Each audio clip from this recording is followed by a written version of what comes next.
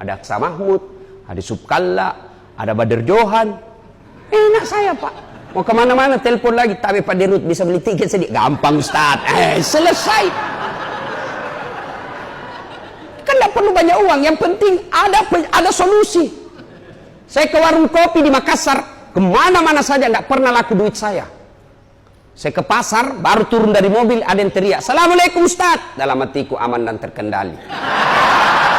Coba. Itu keranjang saya. Ada yang isi beras, ada yang isi gula. Begitu saya mau bayar. "Berapa Ji?" Ajak nah Ustaz. "Tidak usah Ustaz, Anda enak baru pagi-pagi." "Tidak usah Ustaz." Dalam hatiku, memang itu yang kutunggu. Makanya istri saya senang betul kalau saya ke pasar. Tidak laku duit saya Pak. Yang kedua, banyak teman selesai masalahmu. Saya ke Polres perpanjangan SIM. Baru saya turun dari mobil, keluar ke Polres. "Assalamualaikum Ustaz." "Waalaikumsalam." "Siap Komandan." "Ada apa ini Ustaz?" "Perpanjangan SIM Komandan." "Siap." Gampang itu Ustaz. Kasat Lantas, "Bantu ini Pak Ustaz. Jangan lagi kau minta uangnya. Dosa uang Ustaz kau makan." Selesai. Banyak teman, gampang selesai masalahmu. Maka sebuah organisasi kalau mau maju, goblok dan keliru besar ketika dia banyak musuhnya itu kantor. Ulang tahun kita, sambungkan persaudaraan. Yang menyebabkan putus persaudaraan itu sangka buruk. Sangka buruk. Tiba-tiba dimutasi. Sangka buruk. Kenapa saya pindah begini? Kenapa? Sangka baik. Tidak ada enaknya itu sangka buruk. Dalam hidup saya, berapa kali saya bersangka buruk, nanti beberapa saat saya baru tahu, oh ini jawabannya. Saya daftar fakultas kedokteran dulu di Unhas waktu saya kuliah. 3 kali saya ikut, tidak lulus-lulus. Malah saya lulus di Sospol. Saya berdoa kepada Allah waktu itu yang temanku lulus. "Ya Allah, kenapa kau tidak kasih lulus saya jadi dokter? Kau tidak rugi jadi Tuhan kalau saya jadi dokter. Saya mau bahagiakan orang tuaku supaya bangga punya anak dokter." Temanku lulus Pak. Dia sekarang dokter di Kepulauan Aru. Mau lebaran saya telepon. "Dok, pulang ke lebaran?" "Tidak." Rugi-rugi itu cari uang jauh-jauh, tidak lebaran sama orang tuamu. "Mahal tiket Ustaz. Kalau saya pulang bisa 60 juta, saya pulang satu keluarga PP." Dalam hatiku, alhamdulillah, untung saya tidak jadi dokter. Jadi Ustaz kemana-mana gratis. Jangan pernah sangka buruk, sangka baik. Kalian dimutasi ke Ternate, sangka baik. Oh, berarti di situ Allah kasih kesempatan lebih banyak belajar agama. Sangka baik. Dimutasi sama Dirut, non-job. Allah tahu, oh kau perlu rehat sejenak supaya otakmu tidak kerja keras. Allah semua punya rekayasa yang terbaik buat kita. Tamat SMA pun, daftar saya dokter gagal, saya daftar akabri penerbang. Begitu tes fisik tidak lulus. Kenapa? Ceper. Tidak cukup tinggiku waktu itu. Temanku lulus jadi polisi. Sekarang dia reserse, pakai bunga di Polda Sulsel. Reserse pakai baret merah. Saya lulus jadi ustadz, pakai baret putih. Tapi alhamdulillah bos, dengan baret putih yang saya pakai, mulai baret hitam sampai baret merah, saya ceramai kau semua. Terima kasih yang terbaik. Sangka baik. Jangan kau sangka buruk. Di kantor ini kalau terlalu banyak sangka buruk, rusak itu kantor. Ya, jangankan sebuah kantor, rumah tangga saja tidak bahagia kalau sangka buruk. Ini ibu-ibu suka sangka buruk sama suaminya. Telepon, pasti ada lagi ceweknya tidak diangkat telepon. Sangka baik. Kau telepon tidak dijawab, oh berarti suamiku lagi sholat duha. Tenang perasaanmu. Telepon lagi tidak dijawab, oh berarti suamiku lagi menghadap sama direksi. Tenang. Tiba-tiba masuk WhatsApp temanmu, saya lihat suamimu, masya Allah bonceng cewek, cantik betul. Sangka baik, oh berarti dia lagi nge-grab.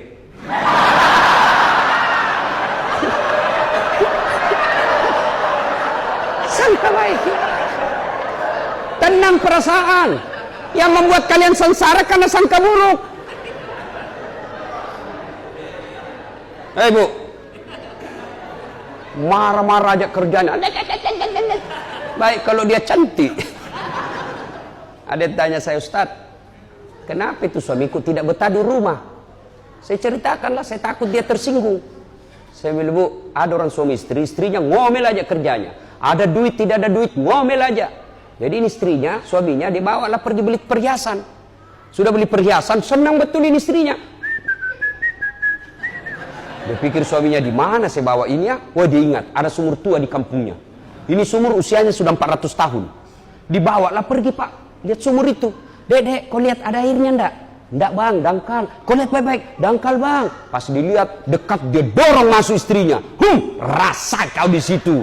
Ngomel aja di situ, saya enggak dengar. Di ataslah suaminya santai-santai. 1 jam kemudian ada makhluk keluar dari sumur, tinggi, hitam, besar.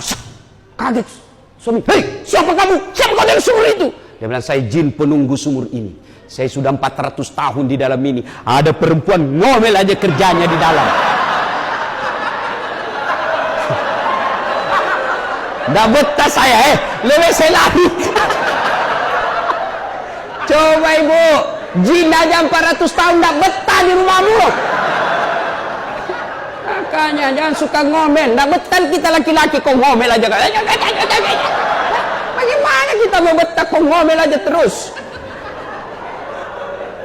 Bapak-bapak juga, kalau istrimu ngomel, rumusnya menghadapi istri rewel, diam.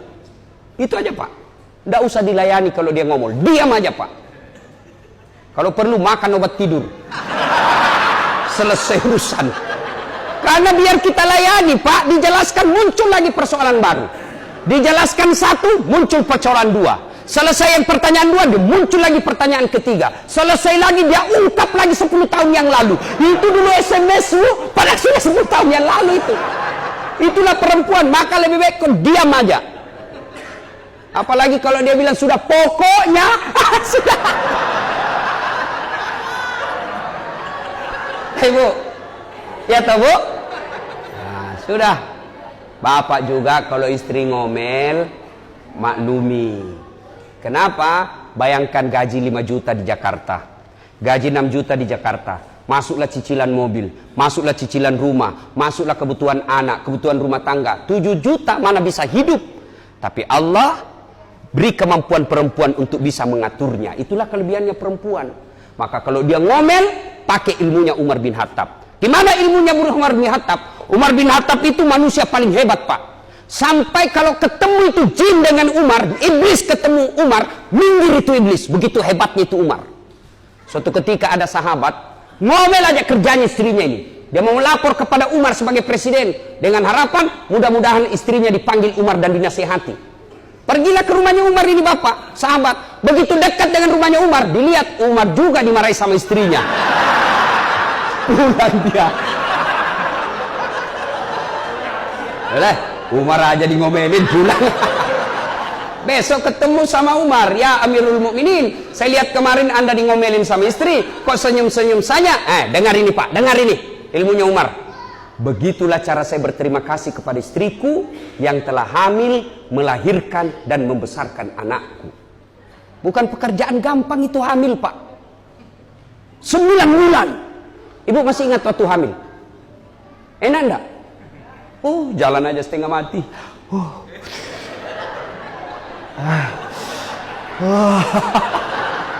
Duduk aja, duduk.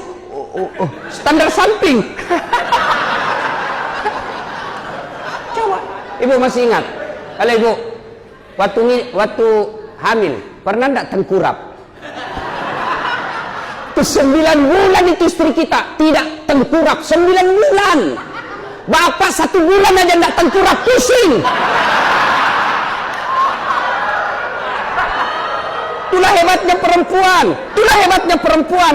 Maka Umar berkata, saya berterima kasih kalau telah hamil. Paling bapak repot kalau ngidam. Ada yang Makassar, Ustaz, apa doanya supaya berhenti ngidam istri? Saya bilang, ngidam apa istrimu?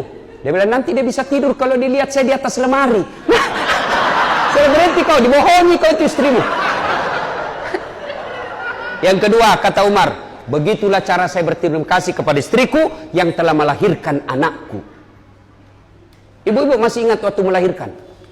Ada enggak enaknya melahirkan? Setengah mati.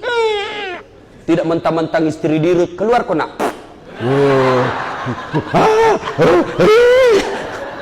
Yang ketiga, kata Umar, begitulah cara berterima kasih yang jasa istriku membesarkan anakku. Jadi ketika istrimu ngomel, bayangkan 3 susah ini. Tenang perasaan.